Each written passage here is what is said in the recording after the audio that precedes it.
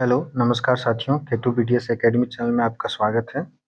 जैसा कि हमने पिछले पार्ट में विंड चैप्टर को पढ़ा था और लाइन बाय लाइन एक्सप्लेन करते हुए समझा था। इस चैप्टर में विंड चैप्टर से जितने भी एमसीक्यूज क्वेश्चन बनते हैं, जितने भी इम्पोर्टेंट एमसीक्यूज क्वेश्चन बनते हैं, उसे हम लोग समझेंगे। तो फर्स्ट क्वेश्चन है, how does the poet want the wind to come? Means कवि कैसे चाहता था कि हवा आए? आप लोग भी आंसर देने का प्रयास कीजिएगा।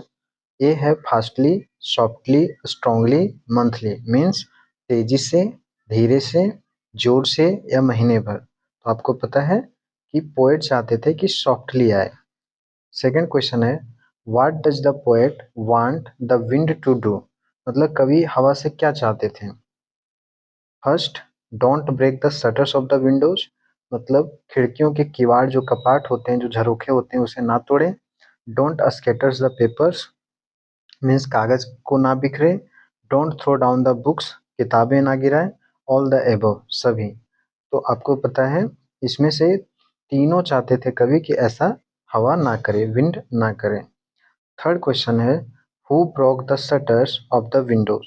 मतलब विंडो के जो शटर्स थे उसे किसने तोड़ा? चिल्ड्रेन ने, बच्चे ने, अब वो एक लड़के ने, नोटी बॉय एक नटखट बच्चे ने, या विंड, हवा ने? तो आपको पता है इसका आंसर होगा विंड। फोर्थ क्वेश्चन है, हु ब्रिंग्स रेन? मीन्स बारिश कौन लाता है?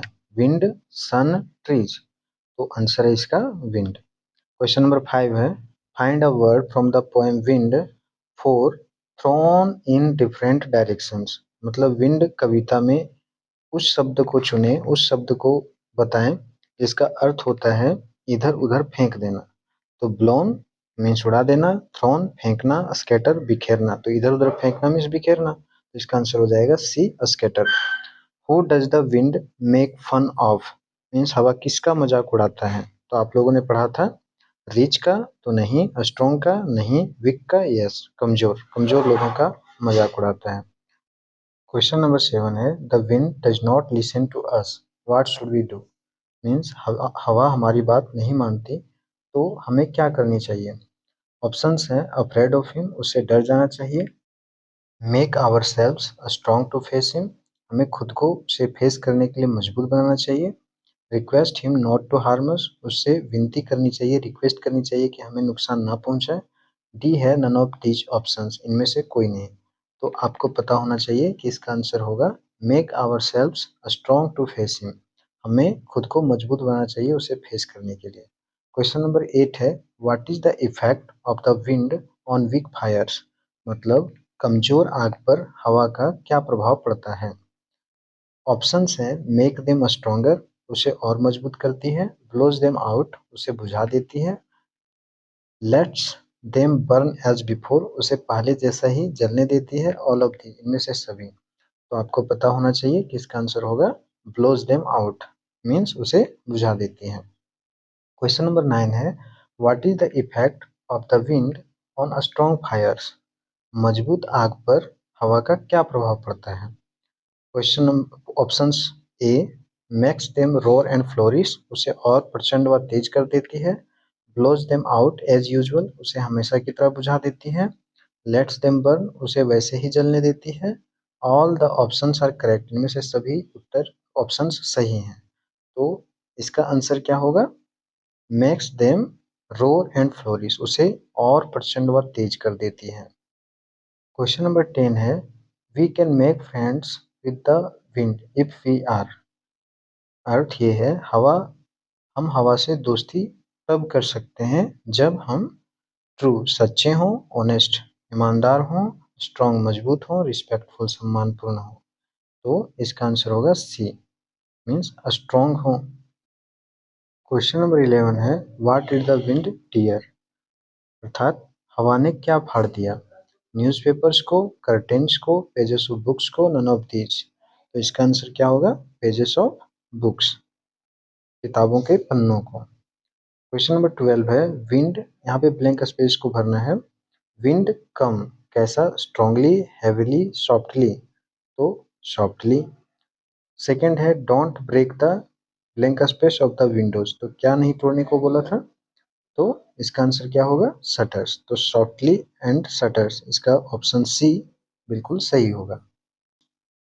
नेक्स्ट क्वेश्चन है what does crumbling hearts refers to?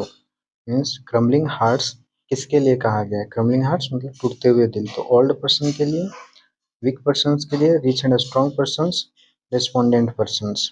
अर्थात बूढ़े लोगों के लिए, कमजोर लोगों के लिए, अमीर और ताकतवर लोगों के लिए, या निराश लोगों के लिए। तो इसका आंसर क्या होगा?